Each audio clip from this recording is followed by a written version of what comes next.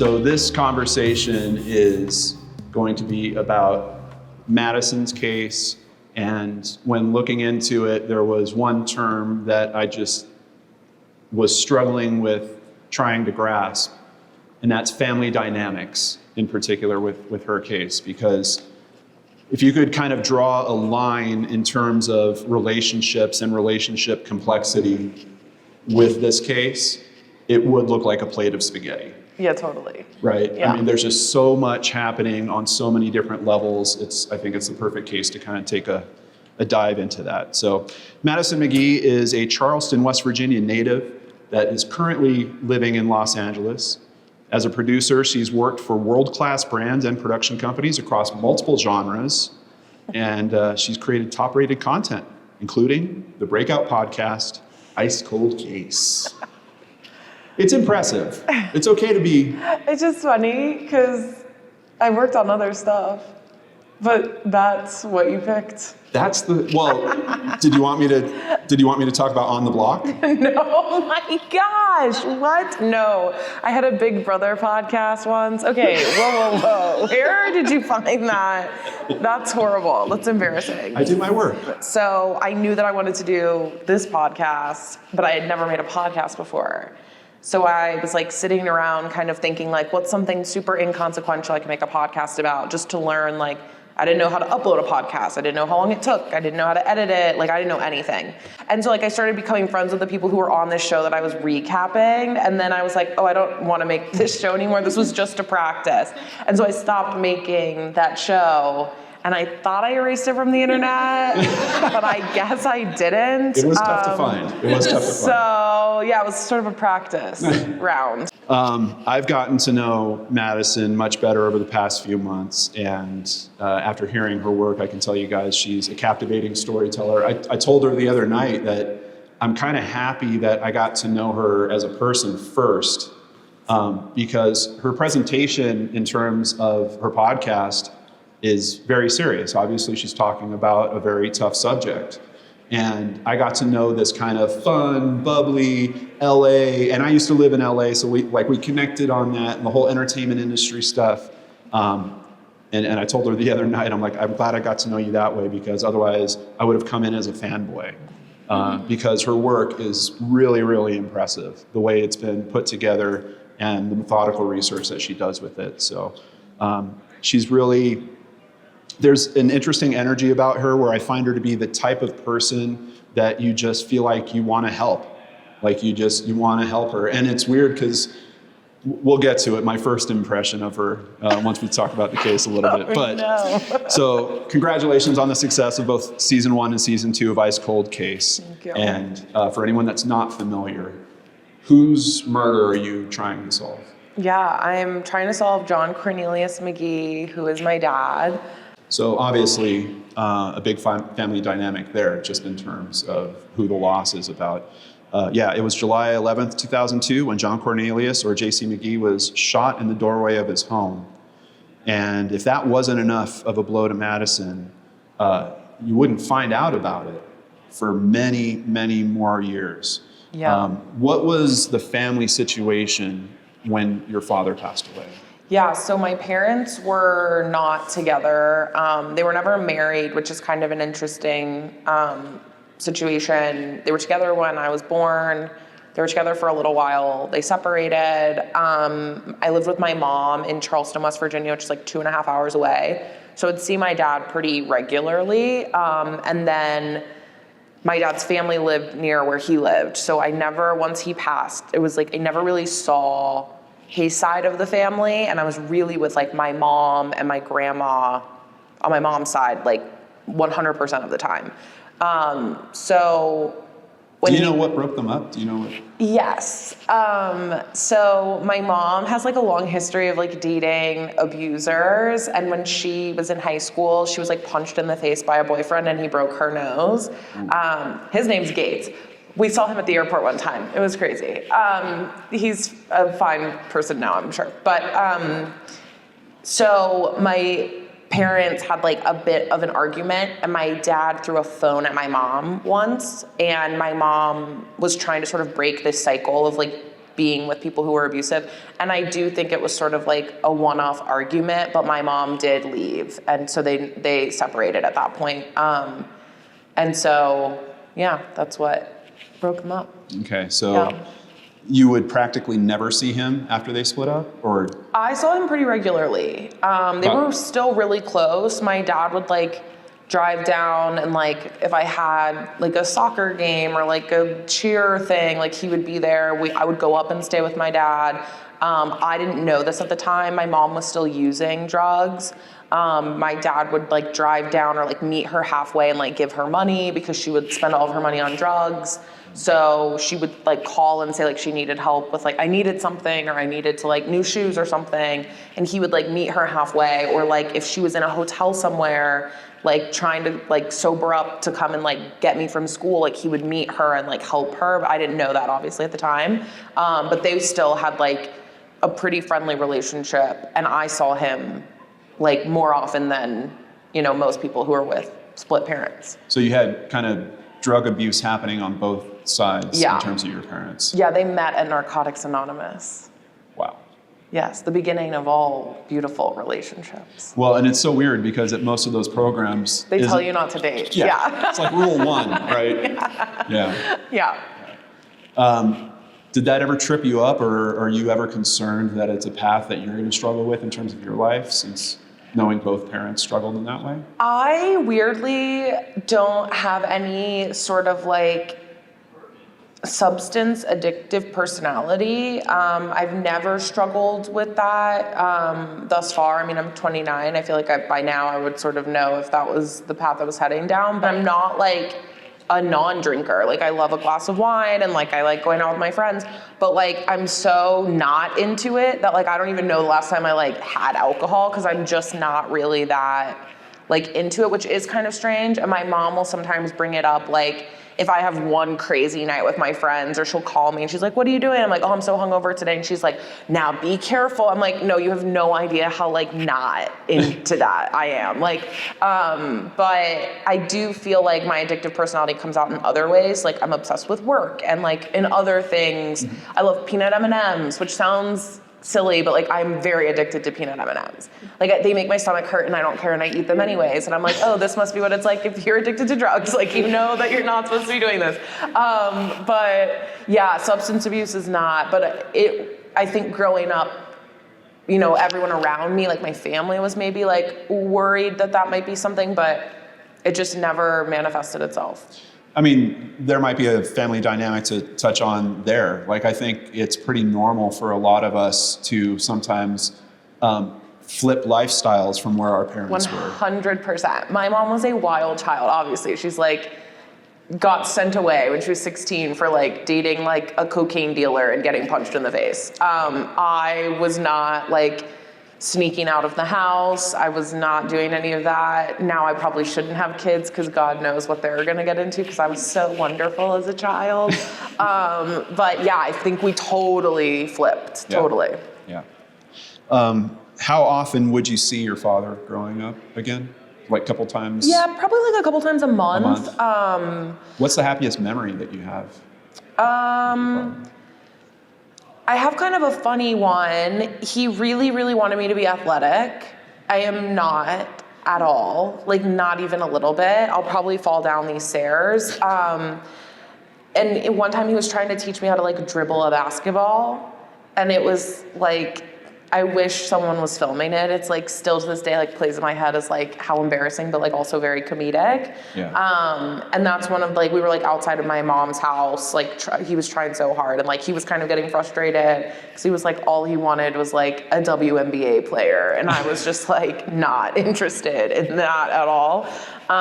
So that was kind of fun. And I think showcased his personality as well. He's kind of a funnier guy. But yeah, that's probably like one of my favorites. Yeah. I was watching one of your panels earlier, and I couldn't help but, maybe it's because of this prep I was doing, but I couldn't help but think, like, I wonder what aspects of your personality I'm seeing that are coming from him. Have you heard from family members? Oh, like almost everything. Okay. My mom and I could not be more different. Really? The only thing that's the same is we both talk really loud. Other than that, like our interests, like skill set, passions, Like mental disorders, completely opposite. Like my mom has like no empathy and is like super harsh, and I am like a ball of mush, and I'm super anxious and like super depressed, and like all my dad. My mom's not funny. She's like a nurse. She's just like very into like science. I'm not at all. Like we just couldn't be more opposite. Yeah. Okay. Well, that probably made things complicated when you were initially told that he died of a heart attack. Yeah. And he passed away when you're 6 years old. Yeah. By my cold mom. And your mom, yeah. No, she actually wasn't the one who told me that. Okay. My grandmother told me that. My mom wasn't around when my dad was killed. Oh, okay. Which was actually, I don't think I've ever talked about this, a really contentious point when I was making this show. For the plot, I really wanted to ask my mom, well, where were you? Because obviously, Yeah. it's kind of sketchy. I know she didn't kill my dad, but it would have been kind of cool to have this element of like, well, where were you? She was like strung out in my hometown, but she wasn't taking care of me. I was living with my grandmother at the time. And so she didn't go to the funeral, like she was not around. I think she was like using, but not high the day that it happened. And when I think a police officer came to her house to tell her what happened, I think she like spiraled out again. So she didn't go to the funeral or anything. My grandmother took me, but my grandmother's the one who told me all of that. And so I don't know who sort of conspired to tell me it was a heart attack, whether my grandmother was talking to my mom and they were like, okay, this is the story, but it was my grandmother initially who told me that. Wow. And stuck with it for 10 years. Yeah. And that affects your relationship with your half-sister, Alyssa, as well? Yeah, I mean, again, there was so much going on that I didn't know about at the time. We basically just stopped talking. So on my perspective, it was like, my sister Alyssa was like always around because she was with my dad. So anytime my dad would visit, like I was with her. If I would go up and stay with them, like I was with her. And then it was just nothing. She was 16. My mom had taken out a life insurance policy for myself and for my sister, which was actually, it's not my mom's kid, which is also a whole nother thing. My dad was super paranoid. He had really bad anxiety. He kept saying, someone's gonna kill me, someone's gonna kill me. So my mom got really freaked out and was actually paying into a life insurance policy for myself and for my sister. Well, that's interesting. Do you think that there was something to him saying that? Was it really a matter of paranoia, or was he being accurate? I think a little bit of both. I mean, I think when you're dealing drugs and informing and sort of playing this like weird game, you know that there's a liability involved. And I think he was very worried that it was all eventually going to catch up to him. And I think he always knew that. I mean, he got into this when he was like 13, and when he died, he was 45. So I think he just sort of knew that like, this is not going to last forever.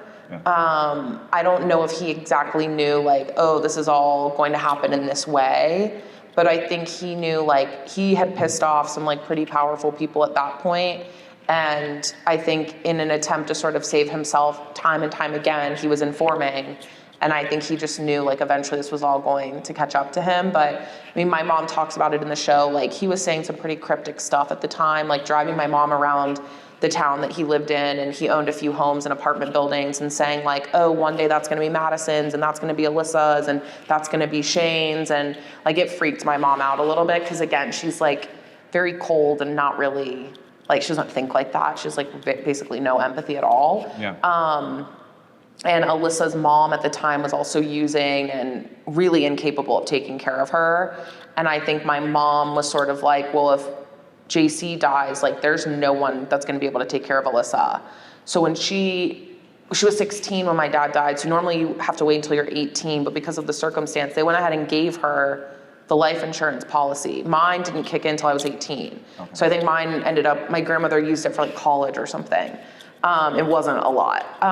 But my sister got hers right away. So my mom called and was like, hey, if you wanna like stay on the straight and narrow, you can come and live with us and like go to college and like, you know, try to have some normal life. And my sister was not interested in that. And she ended up getting really into, drug abuse, and her mom was sort of leading the charge on that. And my sister ended up getting arrested pretty soon after. And it was rough for her. Gotcha. So 10 years later, at the age of 16, you learn that your father did not die of a heart attack, that he was actually murdered. Yeah. And you learn that from your mother. Yes. And weirdly learned that from myself, but yes, from my mom. Tell us about that. We were visiting my dad's grave. It was me and my mom. No one had put a headstone on my dad's grave, which was kind of interesting. It had been 10 years. So my mom had one made in my hometown, and we were driving it up. It was my dad's birthday in 2012. And we put it down, and my mom was like, do you want to go see your dad's side of the family? Like, we're already up here. And my paternal grandmother was still alive. So I said, sure. We went to see my grandma Daisy. She passed away in 2017, but she was still alive. And she's blind. She was blind the whole time I was alive, so she could never see me. But we have very funny photos together. She was a very, very funny woman. She was very smart. She was so used to being visually impaired that she had counted the steps to everything in her house. I mean, she could have lived by herself, to be completely honest with you. She knew where everything was, but she lived with her daughter, my dad's sister, Pearl, and her son, Omar. And as we were leaving, I turned around to say goodbye. I'm 16, and I lock eyes with Omar, and it felt like someone had punched me in the stomach. And I hurled forward, and the wind was knocked out of my lungs, and I was coughing, and my mom was like, what's going on? And I was like, I can't breathe. And as soon as I said that, it was almost like I was watching a movie, and I'm watching my dad have a heart attack, and I'm seeing Omar standing right beside him. So we get in the car, and I'm quiet because I'm trying to understand what I just saw, and I'm never quiet. So my mom is like, what's going on? And I was like, I don't know, was Omar there when dad had a heart attack and didn't help him? I don't know why, I just feel like he was there. And my mom broke down, and we had to pull over and go to a Buffalo Wild Wings.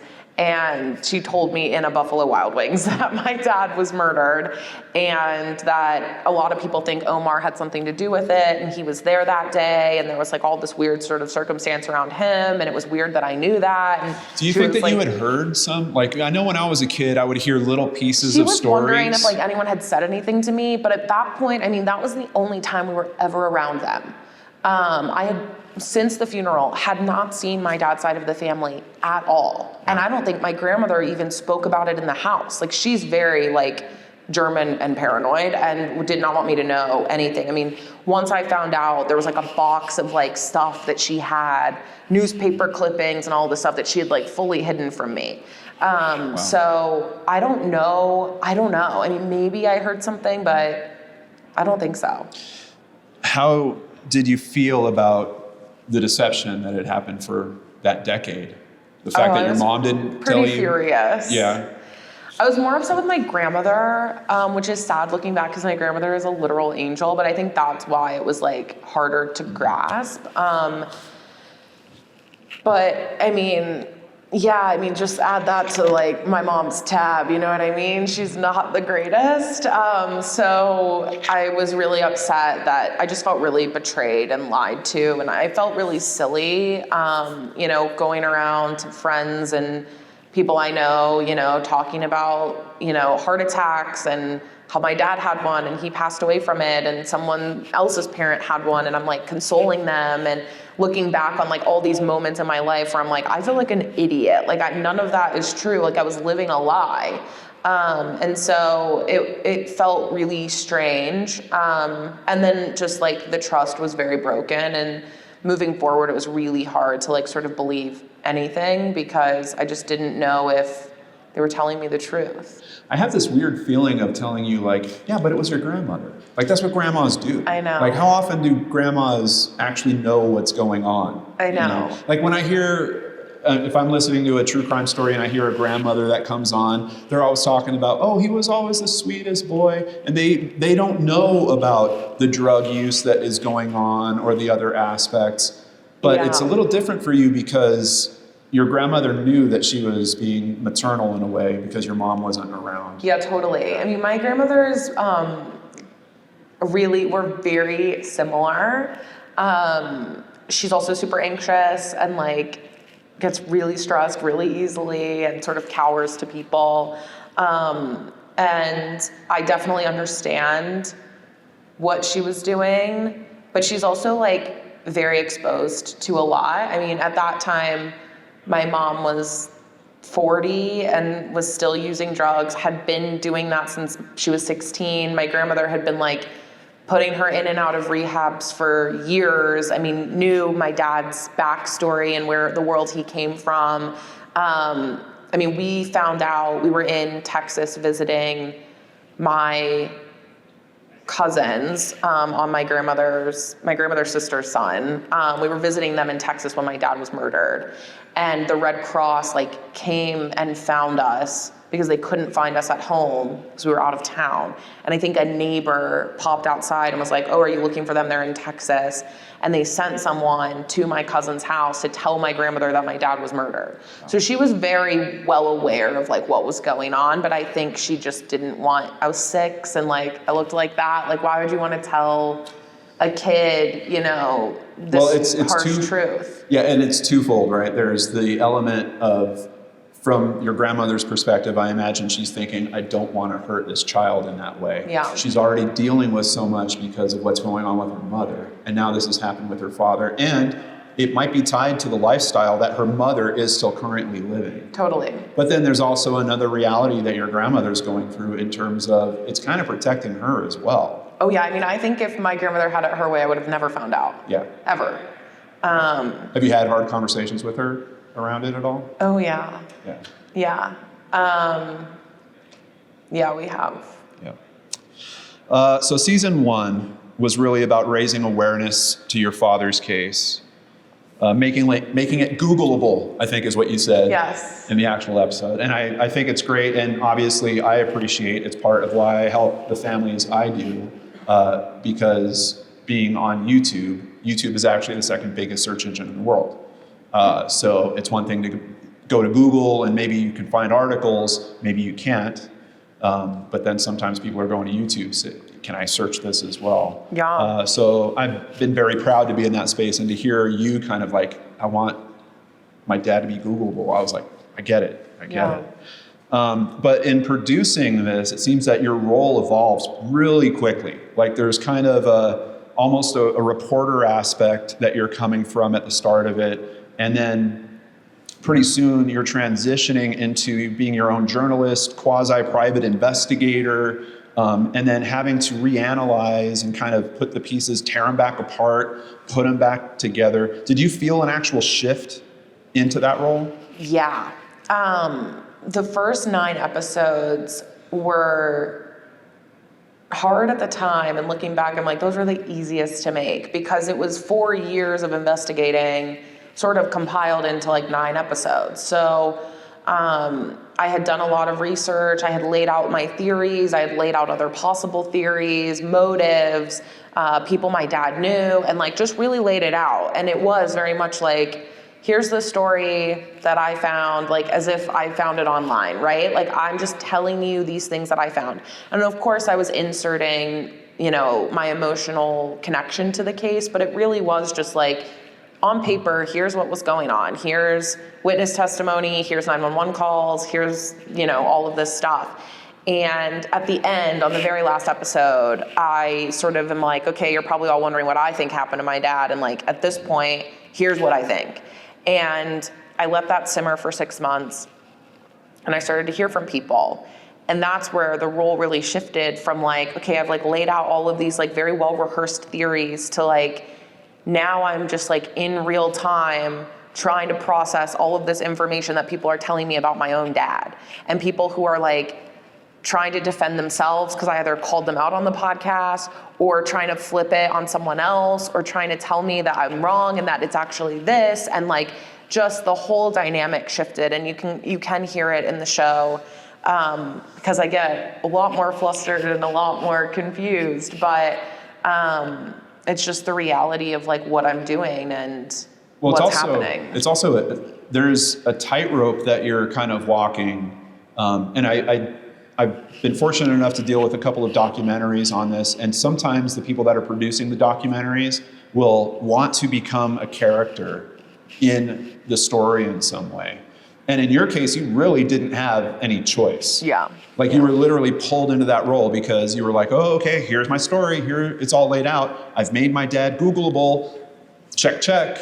And then new wave of information. You're the one to process it. It's all coming to you. These aren't tips that are being called into law enforcement and then you're hearing about it from some investigator or something. Right. It's all on you. Yeah. So you are all of a sudden a character in this. Yeah, and no one else is really doing anything. Right. Even like I have an amazing team who helped me with the actual show. Not one of them is reading case files or investigating this with me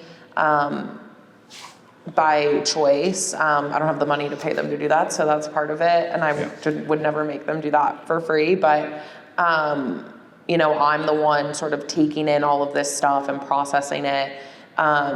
And I think that has become daunting because now as the show gets bigger, which was sort of the idea, it's more information that's coming out. People are coming from like the crevices of the earth to say, oh, I remember this, I know this, I did this, or I was there, or I was the one who handed Omar the phone to call 911. And you're like, oh my God, where were you 22 years ago? Yeah. This is kind of a weird question. Do you have any animosity towards your father for the lifestyle that he was living? No. I had a really great conversation with potentially the killer in January of this year that really opened my eyes to the lifestyle that I was protected from by my mom and my grandma. While my mom was a user for a very long time, she's like 5 years clean this year, I never would have known. I mean, it wasn't until I was like in college that I found out my mom was a drug user. So she really protected me from that. I mean, I knew my mom was like randomly not home for weeks at a time, but that's because she would never do drugs in the house and she wouldn't come home until she was clean. So I was very much protected from this world. And I think when I met with Daryl Smith, who I accused of killing my dad and still think killed my dad, the police think so too. Yes. Yeah. He was telling me a lot about, you know, this world that he lives in as a drug dealer, that, you know, it's a job. He has to put food on the table for his family as much as my mom, who's a nurse. And, you know, when I viewed it like that and I sort of saw the steps my dad took in his life and his career, and I saw the way he took care of my sister, I realized like he was doing whatever he could to like save his family. Yeah, and he wasn't like, at least from my impression, trying to become like the biggest hotshot drug dealer in the world. No. Like he was using that as a means to fund other legit businesses, properties he was purchasing. Yeah. Like laying out plans, like to the point of he's driving around saying that's going to be for this kid, that's going to be for that kid. Yeah. Like he was thinking about the future for you guys. 100%. And I think he struggled because he was so, you know, mentally stressed with that.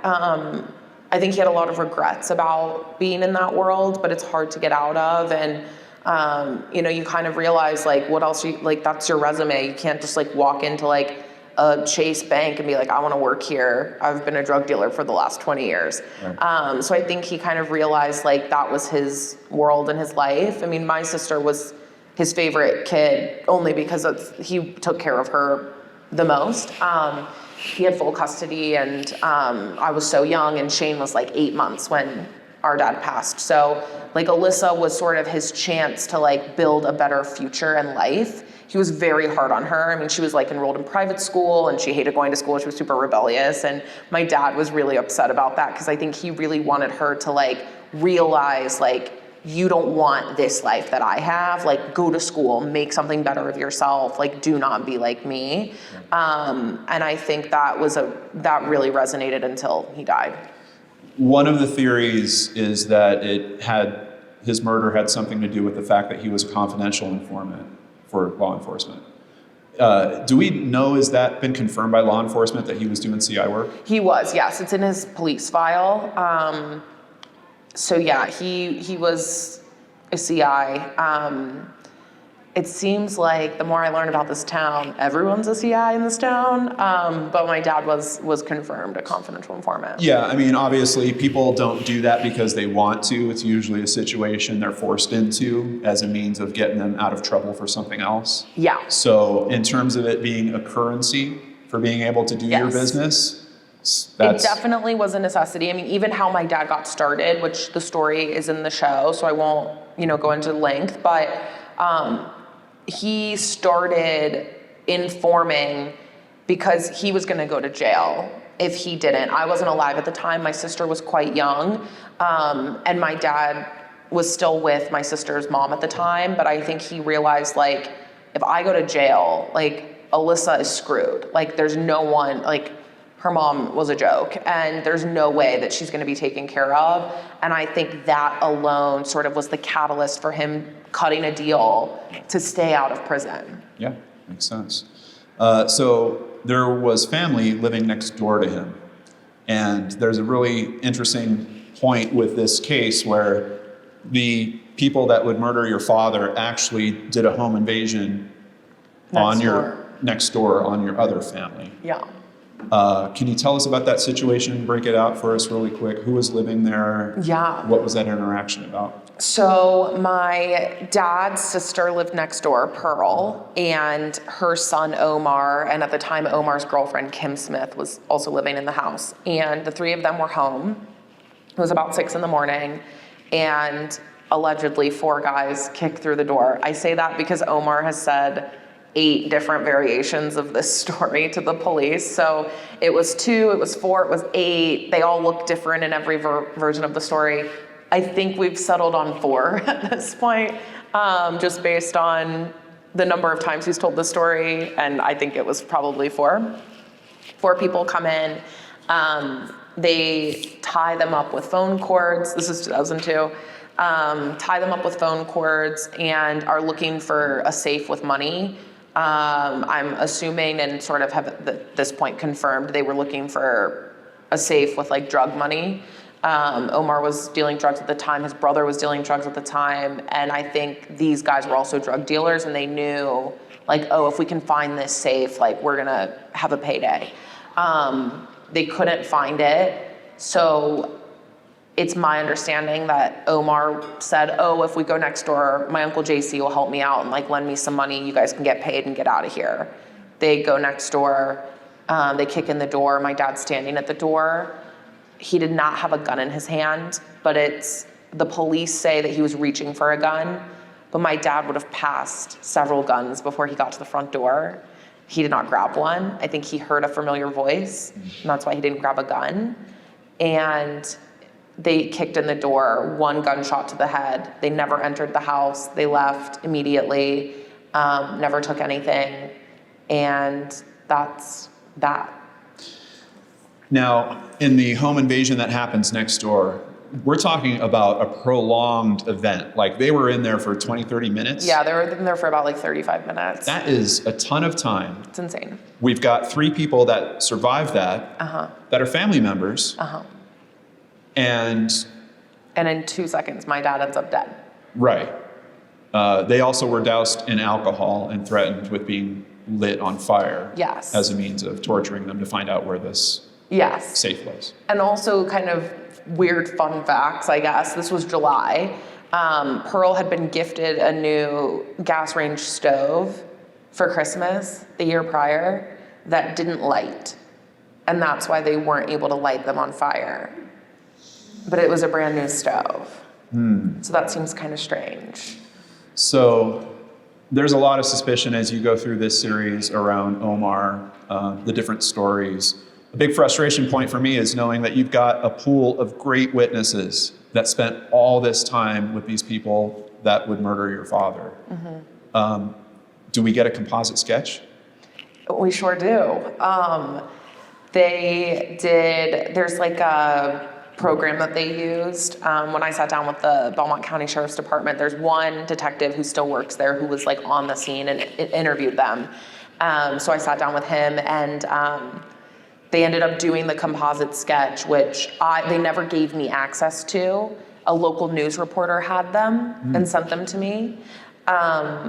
But he described them as, I don't know the names of them. There was, I guess, a cartoon that was very popular at the time. And the composite sketches looked almost identical to these two cartoon characters from this show. And this was after Omar had given them like 3 other descriptions. At one point he said they had long dreads, and another time he said they had shaved heads. So the descriptions were just constantly changing. So once they got this composite sketch back, and it was like cartoon characters basically, they were like, there's nothing here that we can even move on. Did it, at least even in a cartoony way, seem to resemble Daryl? No. Okay. Yeah. So changing stories, multiple composite sketches, which these are not the actual sketches, but I just wanted to give you guys a visualization of the frustration she's dealing with in terms of hearing all these different explanations, different car descriptions. Yeah. Yeah, it was black van, purple PT Cruiser, 4-door car. I think at one point he said a truck. There's just so many different descriptions. What does it feel like knowing that you have these family members that are lying to you like this? Or being evasive? Or trying to protect something? It's super frustrating because at the end of the day, there's so many pieces that are very frustrating about this. One of them is like, this is your cousin, uncle, brother, who was murdered, and you probably know exactly who these people are. This is a small town. At the very least, you know what they look like. And 22 years ago, you could have had them locked up, and you didn't. And on the other hand, it's frustrating for me on a more selfish level because I'm a 28-year-old, very talented producer who lives in Los Angeles, who like made it, right? Like I made it out of my tiny town. I made it past all this trauma that I dealt with. I like made it to LA. And now I have to do this instead of anything else. So that's very frustrating because I wish I wasn't here. I wish I didn't know you. Like, I just wish that I wasn't doing this, and I wouldn't have to if they had just done the right thing 22 years ago. Yeah. So bringing this all out into the public, I know you've had some challenges from family members that don't want you to speak about this. What's the most unexpected way that the podcast has affected your relationship with your family? Oh gosh. So many, in every way that it's impacted has been unexpected because I really didn't know what to think and I didn't really know them all that well. There's a couple family members I've gotten close with. I have a cousin who, she and I have gotten very close. I just mailed her Snitch Ass Daddy shirts, and she has a young daughter who I had never ordered an adult small in the shirt before, and I sent it to her. I was like, this is so tiny, and she put it on. It was so cute. So that's been really nice. My sister and I have gotten really close, but I've, become very distant with family members that I was already distant from. I think that's sort of an unexpected feeling is I already didn't really know my dad's side of the family, and now I feel so ostracized from them, which is weird because I already had no relationship with them at all. But I guess before it almost felt like, well, that door is probably open if I wanted it to be, and now it just is like, they want nothing to do with me. They do not want this solved. They want this to be put to bed. They do not want me doing this. They do not want me here. They don't want me talking about it. They don't want anyone to do anything with this. I think if they had their way at the end of that funeral for my dad, they would have never talked about it again. And I think I'm learning more and more how frustrating I am with the fact that they all know what happened. And it's very frustrating knowing that they're watching me do this and watching my life combust publicly while they all know the names of those 4 guys. They've seen them since then. They've had drinks with them since then. They've probably dealt drugs with them since then, and they aren't saying anything.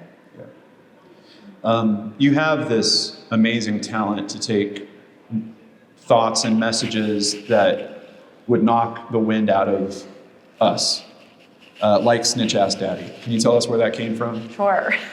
Snitch Ass Daddy is my favorite thing ever.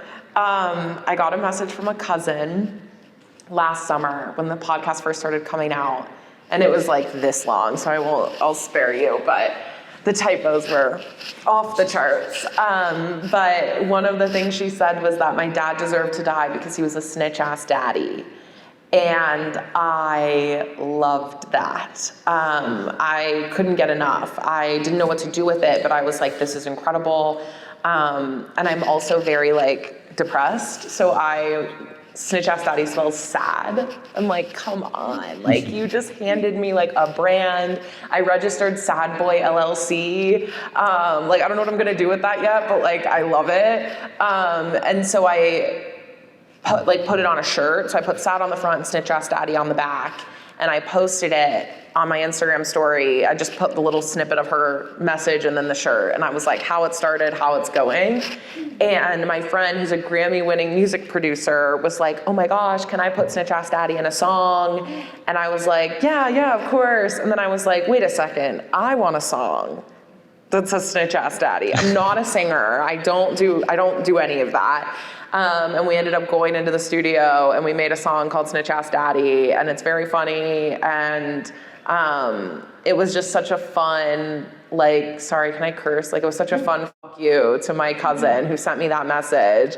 And it's a fun song, you should listen. And yeah, it was just so cool, and it's kind of become like my brand. I mean, yeah, like Sad Boy, I don't know what I'm gonna do with it, but yeah, I like a clothing line or something. I think one of the first moments I saw you, I don't remember if it was on a sweater you were wearing or a bag you were carrying, but it said, "Did you kill my dad?" Yes. And I didn't know you. And I was, at first, as I started reading the sentence, I was kind of offended because I'm always very sensitive about like how crime is being done, Totally. true crime. And I'm like, the start of that, like, did you kill me? What is she?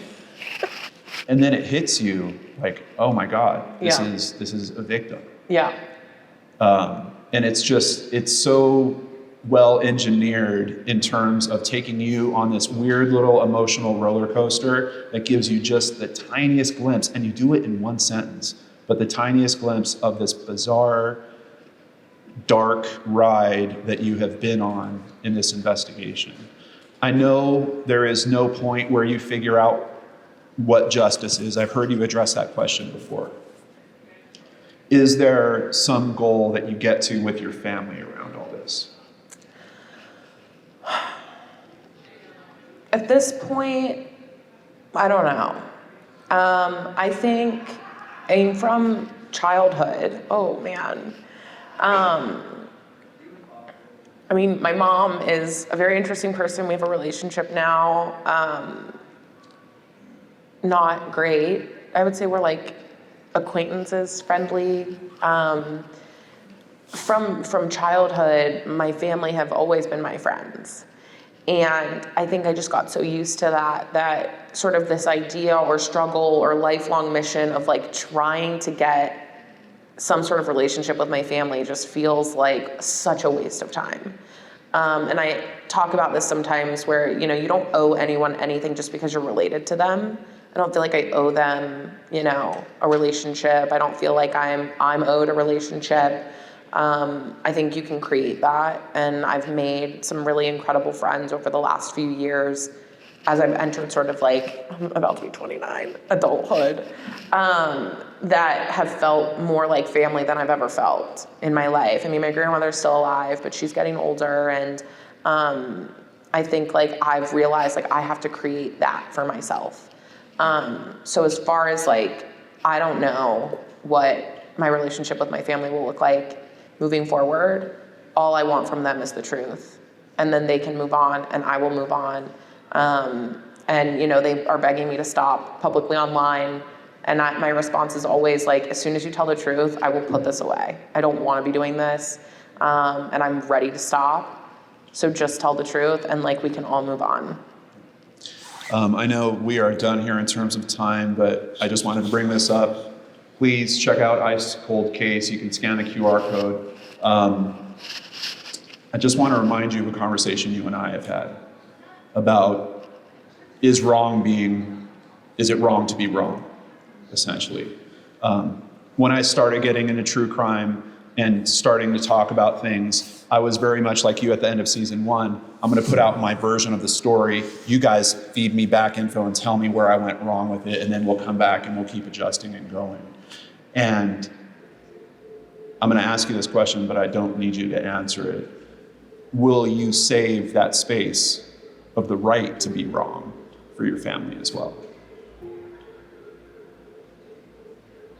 That's a good question. Thank you guys for being here today. Appreciate you. Thank you so much. Thank you. Ooh. Thank you so much. Oh my God, you're the best. Isn't he the best?